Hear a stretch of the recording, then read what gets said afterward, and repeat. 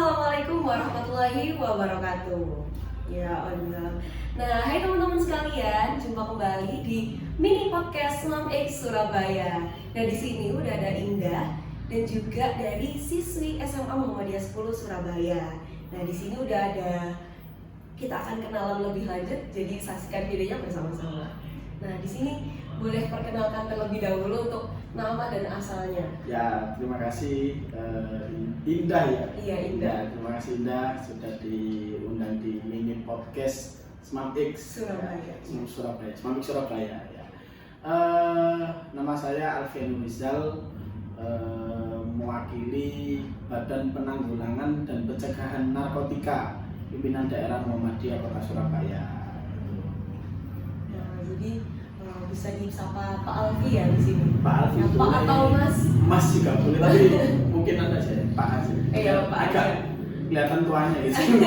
Iya, Oke, iya. jadi dipanggil Pak Alfi ya. Iya. Oke. Nah, di sini akan Indah kasih beberapa pertanyaan dan bisa langsung dijawab aja mengalir. Iya. Mengalir aja kita. Iya, untuk buat teman-teman sendiri pasti yang masih anak-anak muda udah nggak asing dengan yang namanya narkoba. Nah, dari pandangannya Pak Alfi sendiri, gimana sih tentang peredaran narkoba saat ini? Peredaran narkoba saat ini cukup mengkhawatirkan ya. Kenapa saya katakan mengkhawatirkan? Karena peredaran narkoba hari ini tidak hanya sekedar dari mulut ke mulut seperti zaman dulu ya.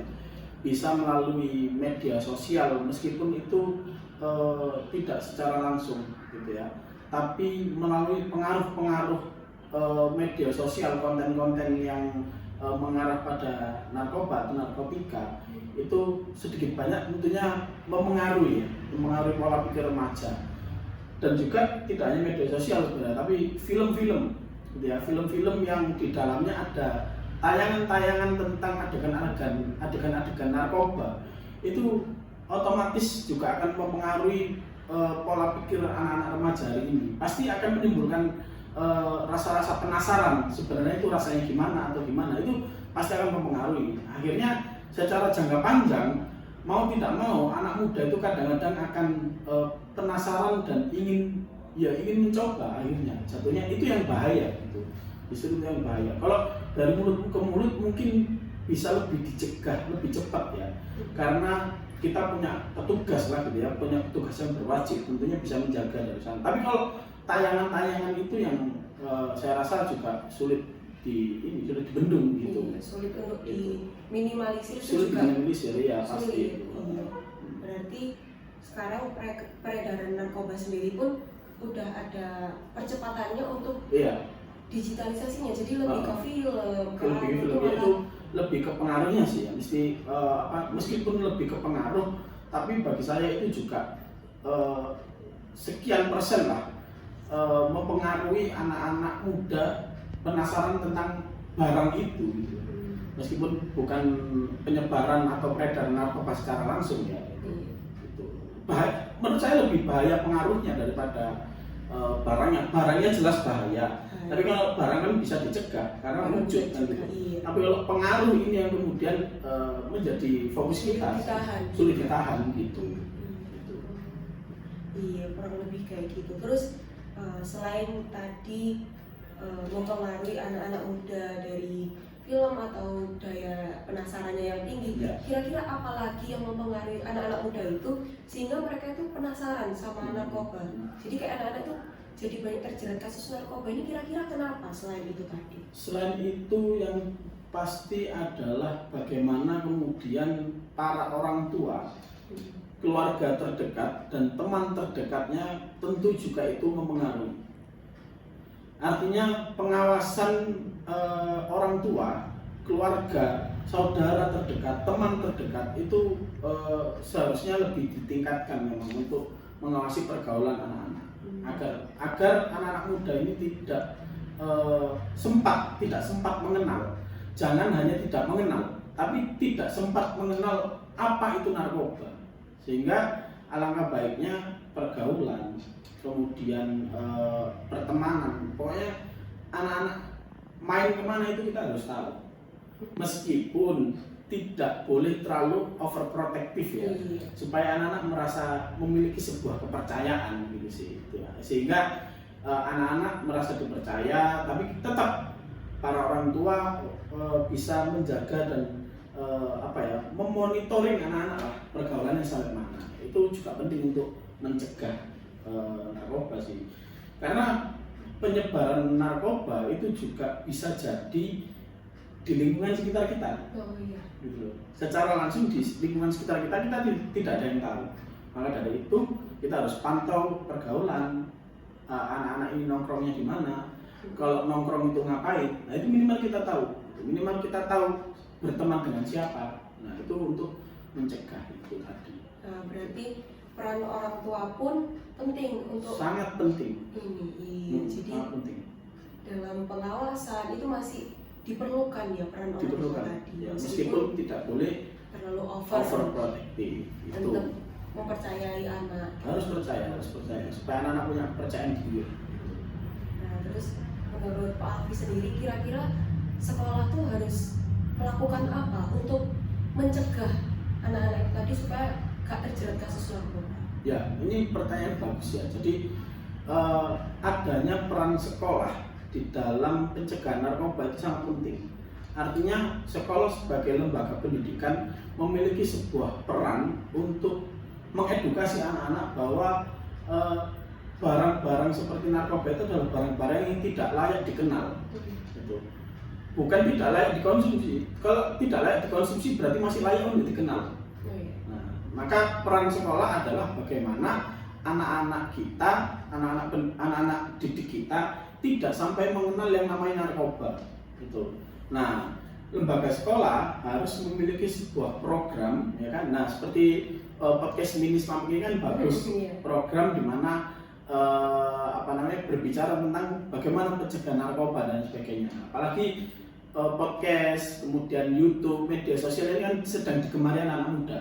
Nah, jadi sekolah harus punya program-program semacam ini untuk mencegah pengenalan narkoba terhadap anak. Gitu.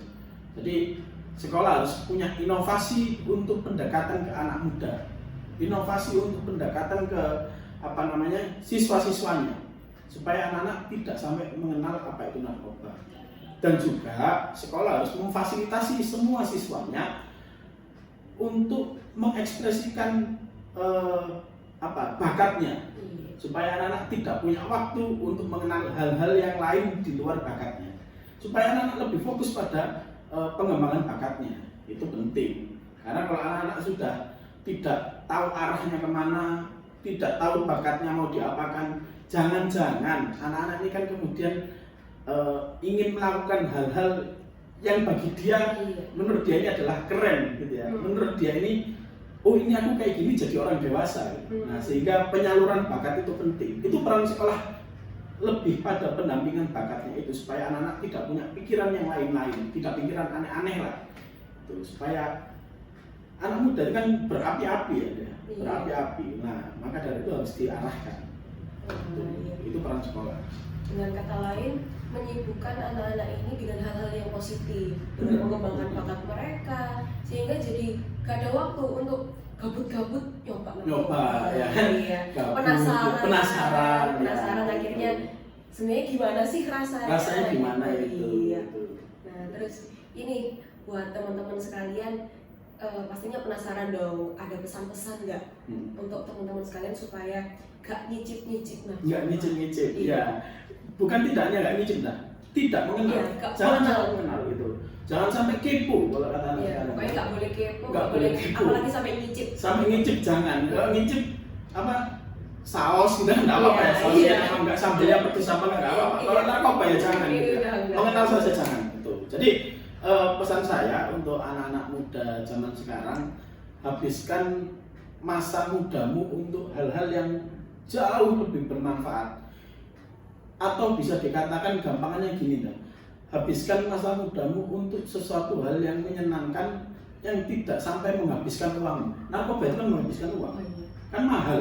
Iya, nggak mungkin narkoba harganya 1.500 nggak mungkin, harganya kan ratusan ribu. Nah itu, jadi habiskan masa mudamu untuk hal-hal yang berbau positif, mengembangkan minat dan bakat. gitu. Ya bisa gabung lewat komunitas-komunitas apa atau apa. Seperti saya ini kan apa namanya, dari waktu saya kuliah itu kan saya gabung di komunitas-komunitas anti narkoba gitu ya. Sampai akhirnya sekarang di Badan Penanggulangan dan Pencegahan Narkotika di Muhammadiyah Surabaya gitu. Nah saya kebetulan di bagian penanggulangan pada pelajar. Makanya setel saya harus setel anak muda. Setel saya harus setel anak muda, nggak pakai kemeja yang rapi atau supaya diterima anak-anak. Supaya diterima gitu. Makanya setel saya ya kaos terus pakai jaket gitu aja supaya bisa membaur kan gitu. Jadi saya dari dulu menghabiskan waktu saya belajar atau mengembangkan bakat saya berkomunitas gitu. Jadi saya gabung komunitas ini, komunitas itu sampai akhirnya saya bisa seperti ini gitu. Akhirnya kan terarah kan begitu. Saya tidak sampai sempat mengenal apa itu narkoba atau mengenal rasanya narkoba ini bagaimana gitu. Jadi menghabiskan waktu lah dengan bakat yang dimiliki itu penting ya. Wah, udah gak kerasa kalau misalnya dari tadi kita udah berbincang-bincang seputar narkoba, apalagi sampai ada pesan-pesan juga buat teman-teman sekalian, jangan sampai kenal apalagi nyicip narkoba. Iya, jadi pesan buat teman-teman, habiskan masa mudamu dengan waktu kalian yang masih banyak ini dengan kegiatan yang bermanfaat untuk kalian. Iya, terima kasih. Terima kasih banyak Ida. Sudah mau berkunjung di Small X ya, amin. Iya. Nah, itu tadi teman-teman mini podcast dari Small X Surabaya. Jangan lupa like, comment, dan subscribe juga. Oke, see you. Wassalamualaikum warahmatullahi wabarakatuh.